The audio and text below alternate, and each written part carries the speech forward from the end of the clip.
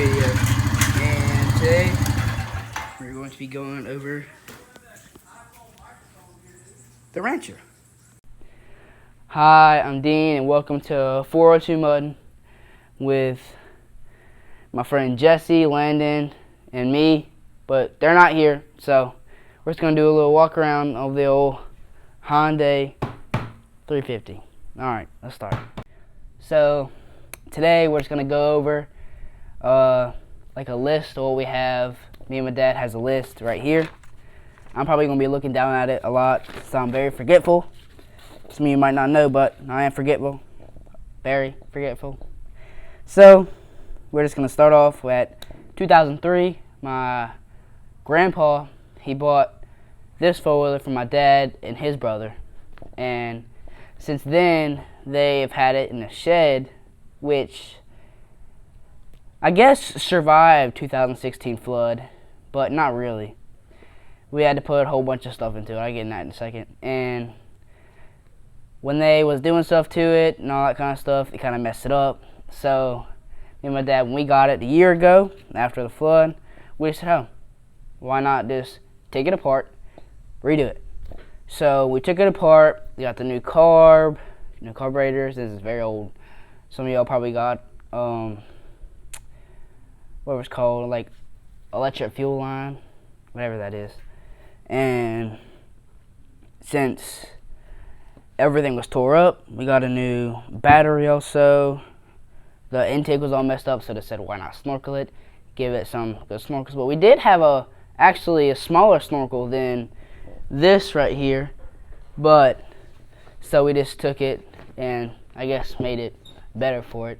We can't really go too deep because this is electric shift, and as you know probably, electric shift can't really go past the handlebars because it'll get all messed up.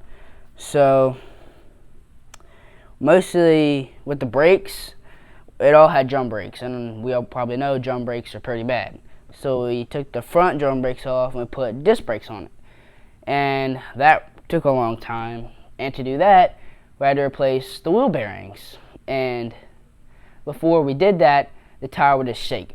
It would just shake. There's nothing you can do about it. So really after that, we just took it, made some modifications on everything, and just, went along with it and all that kind of good stuff. And about to get into detail of what we did with it, how we did it, when we did it. So, I'll see you after this. Alright, since that story, we're just going to tell you everything in detail of what we did to it. So starting off with the snorkel, we took it, we had it here, and we run it up like here, and it was over this. So it was really short. So now we just said, well, it was busted on this side right here, so we took it and replaced it and just put it all the way up and curved it out like that. So that's what we have with the snorkel. Made a little plate. Well, we decided to put like a cutting board because they're made of what most like rock plates are made out of. So yeah, we just took that, figured it's sturdy. It's really sturdy actually. Really sturdy. You can't really shake it at all. And we just bolted it up through the bottom of there. You probably can't see it. You can see it. We had to take the whole front bumper off, put that back on after that, and let's go down into the brakes, where we took these disc brakes right here, and we just made them a lot better, overall, really. And we had to take all this apart, redo this, all those axles and stuff. We had to redo that. We put a lift kit, 2-inch lift kit, high lifter. It put it up there, really. And then we put front spacers on it to make it a lot wider. Because in upcoming videos, we are definitely going to the mountains with this thing. But on those videos, we have a lot shorter snorkel. So it'll be about that tall. So in the mountains, we don't really need to go deep in the mountains. So that's really it. Bipod, my bad. put that over there. And on the back, we have the same, but we did put a 2-inch lift kit on the back as well, with 2-inch spacers there and there. And then there's this little drain line for the carburetor right here. And every time we took it riding, it would just suck water up through there, and we didn't want it to. So we just decided to put this on it. This little red thing right there. So whenever we're in the mountains or something, riding, we can open it up, maybe let some of the water go out, close it back up if you want to. But after like this thing, after you get in a hole and you're like riding sometimes, the carburetor, the float bowl in the carburetor would like overfill. So we really have to like drain it out for it to all be good. Okay. So we just put this right here to like let it loose, open, and close it. That's really that. But for the carburetor, we got to get in more detail for that. I'll get back into you a second when I take off the seat. So with this, we took the carburetor, we got all new lines for it, run them all up. It was up, under, and around, through there, a whole bunch of different turns. I'll come to this side and show you the turns.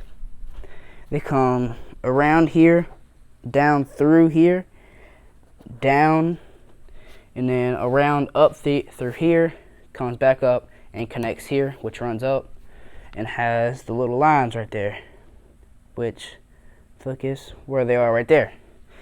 And then for the actual snorkel piece, this is difficult.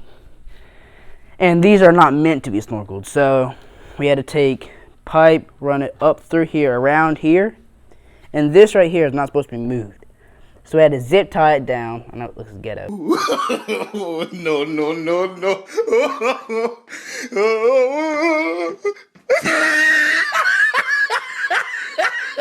Don't tell me that in the comments. This is ghetto, but we run it through here, down, because a lot of electrical stuff right here. Back up, through here. We'll cut. Look, I'll show you the cut. See, it comes around here and like does a little like 90 right there. It goes up through there. You can probably see it. I'll stick my hand in the right place. Go here, and then it runs up there, which is where it comes out. So besides that, really, we didn't do, too much to it. Take a look at this thing. See what I forgot. Probably forgot a good bit. Oh yeah. So with this, not meant to be a snorkel, as I said. So we took all the like electric plugs, electric outlets and stuff on this thing. We dielectric greased them. If you don't know what dielectric grease is, it's like this grease for electric stuff, so the water don't go in or out of it. So we had to dielectric this too. This was a little hustle right there. It's really dirty. We don't really use it. And I'll show you the battery connections here in a second. Yeah, we also got this. This is a really good thing. It's what I put my phone in when we go riding. Probably saw it in the last video. Really good. It's at Walmart for like $2. So that's really worth it. Go to Walmart and get you one of them suckers. And this dielectric grease on the outside. Well, we didn't have enough grease, so we just put dielectric grease on the outside to get waterproof, Any grease will work on that. Then we dielectric grease the plug-ins for the battery right there. And we really just got a whole new battery for this thing. Really complex. Really is. Yeah, you try to do it. Then we have a little like country boy redneck tiger tail, what I call it. And then when we wash this thing, you don't want water to get up in the snorkel, right? So you take these things right here, you come up over here, and you stick it in like that, so water can't come in or out. I don't know why I said it out, because water's probably not going to be in the air box. But besides that, really does some damage. Front looking minty, kind of wide. I like that look. And the back, how all this stuff, it's really old, so you see a lot of A lot of scratches right there. A lot of scratches going along here where branches and stuff has hit it. The stickers and stuff, not new at all. But we did peel a sticker off that was there in 2003, and it's super shiny and squeaky. So, hey, that just says they were a lot cleaner to do anything. And then for this, really to go through here, we took it and went all the way down in there, all the way down with a little like tie around it right there. So that's really it on the Rancher 350 ES. So let's take another look at it. Why not? Oh yeah, so the tires. It's a whole different story. So the Pioneer, as you can tell, we have a Pioneer right there.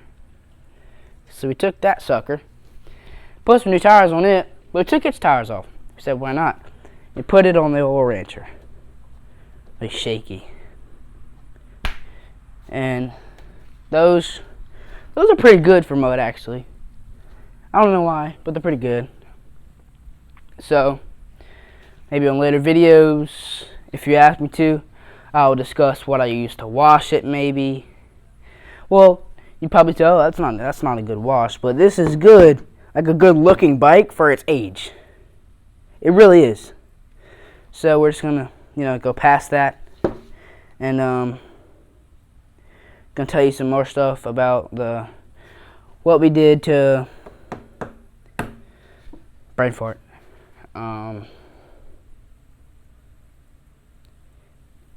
What we did to the gas tank, So most of the times you would get corrosion and dirt all up in the mix into the gas tank. So we had to take it, like cut it in half, and we had to like scrub it out, do all that kind of good stuff. So fuel line's running clean, everything's running clean, but for this old bike you have to repair it a lot. So probably gonna get a new bike here in the next coming year or something, and this has to be fixed so much.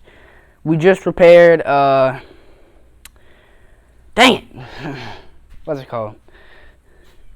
It's some kind of like motion sensor for it, and it like detects if you're like on a hill or not. And on this thing, it messes up with that a lot. It might actually be blinking. No, it's not. But occasionally it'll blink. There's water damage and stuff in it, but we just repaired it. Like I told you, we just did. And this stuff just goes through parts like no one can imagine. So we're gonna put your seat back on and wrap up the video. So we got the seat back on, and that's really it about the old Rancher.